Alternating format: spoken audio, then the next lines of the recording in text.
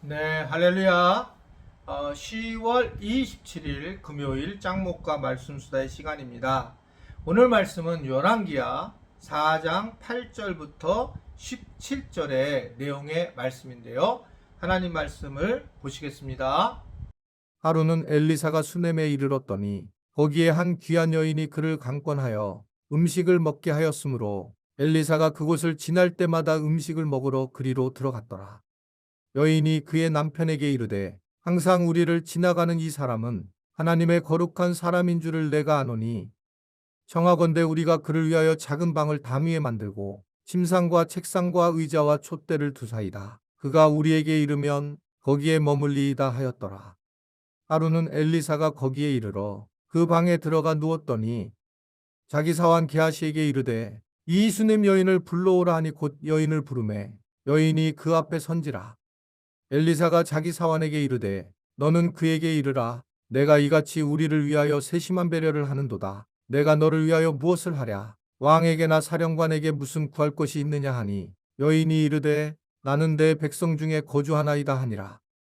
엘리사가 이르되 그러면 그를 위하여 무엇을 하여야 할까 하니 게하시가 대답하되 참으로 이 여인은 아들이 없고 그 남편은 늙었나이다 하니 이르되 다시 부르라 하여 부르매 여인이 문에 서니라.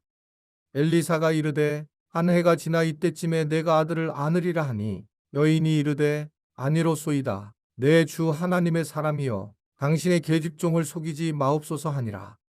여인이 과연 잉태하여 한 해가 지나 이때쯤에 엘리사가 여인에게 말한 대로 아들을 낳았더라.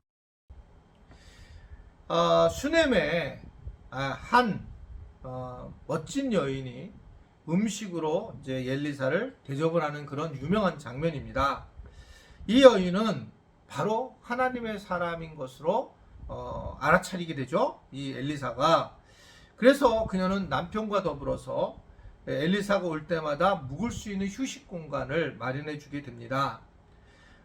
엘리사를 이 대접한 여인은 우리가 볼 때 상당히 경제적으로 안정된 사람이라고 하는 것이 보여주게 돼요. 그래서 자기가 가지고 있는 소유를 통해서 섬김과 친절을 베푸는 그런 모습입니다.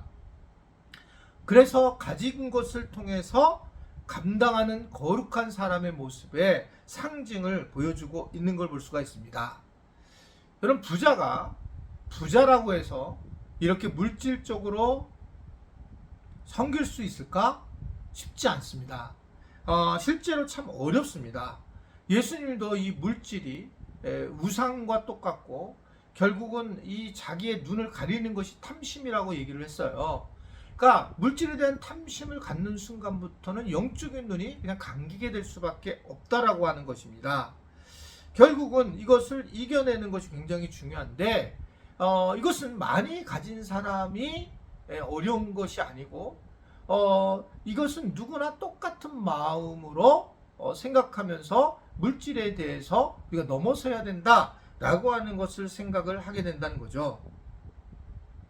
사실은 이 물질 생활이 신앙 생활이라고 할 수 있고요. 이게 왜 그러냐면 내가 관심 있는 곳에 당연히 보물이 있는 거죠. 내 마음에. 예수님 하신 말씀이잖아요. 그러니까 물질이 있는 곳에 내 마음이 숨어져 있다라고 하는 건데, 물질을 내가 하나님 앞에 내놓지 않고 내가 마치 믿음 생활을 잘한다라고 생각을 한다면 이것은 좀 잘못된 건 아닐까? 스스로가 좀 자기를 돌아보는 게 좋지 않을까? 저는 그렇게 생각해요. 그래서 이게 무슨 너무 많은 물질을 해서도 안 되겠지만 근본적으로 하나님 앞에 마음 있는 사람은 당연하게 물질을 통해서 신앙생활을 해 나가는 것이 너무나도 당연하다라는 생각을 할 수밖에 없습니다. 가진 사람이 잘하는 게 아니라 가진 사람은 가진 대로 어렵고 어려운 사람은 어려운 사람대로 어렵습니다. 어려운 사람들은 자기가 어렵다라고 생각을 해요. 어렵다고 생각하니까 드릴 수 없는 상황으로 갈 때가 많이 있고, 가진 사람은 이 가진 거가 또 가지고 싶은 마음이 있고 내가 이걸 썼을 때의 두려움을 가지고 있기 때문에, 또는 가지지 못한 사람들에 대해서 열심을 내지 못했기 때문에 그렇다라고 하는 또 그런 마음도 가질 수가 있으니 오히려 더 악한 마음을 가질 때가 굉장히 많이 있음을 보게 되는 것입니다. 루터가 그랬다고 그러죠. 세례를 주게 될 때에 반드시 그는 지갑을 넣어서, 웨슬런지 루터인지 잠깐 모르겠는데, 지갑을 같이 이 물에다 잠겨서 지갑과 더불어서 육신이를 세례를 줬다는 거예요. 거듭나게 했다는 겁니다. 사람이 거듭난다라고 하는 것은 결국 지갑이 거듭난다라고 하는 겁니다. 지갑이 자기 자신을 위해서 쓰던 거를 하나님 앞에 드리기도 하고 다른 사람을 위해서 쓰기도 하고 이러면서 결국은 하나님의 은혜를 경험하는 그런 과정으로 간다라고 하는 것을 분명하게 말씀을 하고 있는 걸 볼 수가 있습니다. 그래서 제가 이제 늘 얘기를 하지만 11조는 주님의 거라고 그랬잖아요. 10분의 1은. 그러니까 우리에게 주신 거 모든 것 중에 그러니까 11조는 그냥 하나님 거예요. 당연하게. 그렇기 때문에 이 부분은 우리가 감사로 드리는 것도 아니고 그냥 하나님과 당연하게 두고 10분의 9를 주시는 하나님께 감사하는 마음을 가져야 된다. 그런 말씀을 몇 번 드렸죠. 그리고 이제 또 하나는 정말 그걸 잘해야 되는데 다른 교회에다가 하는 것은 저는 잘못됐다고 생각해요. 그거는 정말 잘못됐다고 생각하는 겁니다. 이유는 딱 하나를 얘기했잖아요. 다른 곳에 내가 다니던 고향교회라든지 내가 하는 그 교회를 만약에 11조를 한다는 얘기는 내가 지금 그 배우고 또 내가 뭐 사용하고 있는 거잖아요. 이 교회 건물을. 거기에 그 교회에 대한 예의도 아니고요. 더 큰 문제는 이거 제가 이 얘기는 처음 한 거지만 더 큰 문제는 뭐냐 하면 내가 그쪽 교회에서 뭐라 그럴까요? 칭송함을 받는 거예요. 누가 우리 교회에다 헌금을 하는데 그분을 만나면 그 목사님이 굉장히 고마워하면서 그런 상황으로 가게 되는 그런 모습을 보이게 된다라고 하는 것을 생각할 수 있는 거죠. 이해되세요? 그렇기 때문에 우리는 자기 의가 들어가게 되는 11조는 그것은 정말 올바른 10의 1조가 아닙니다. 올바른 10의 1조는 하나님의 것이기 때문에 자기 교회에다 이름도 빛도 없이 드리는 거예요. 그냥 내가 드리는 겁니다.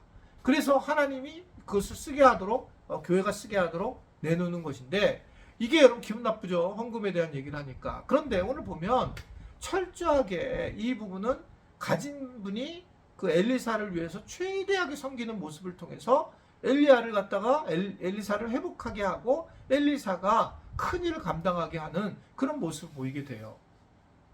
옛날에는 그래서 이 목사님들한테 굉장히 교인들이 잘했어요.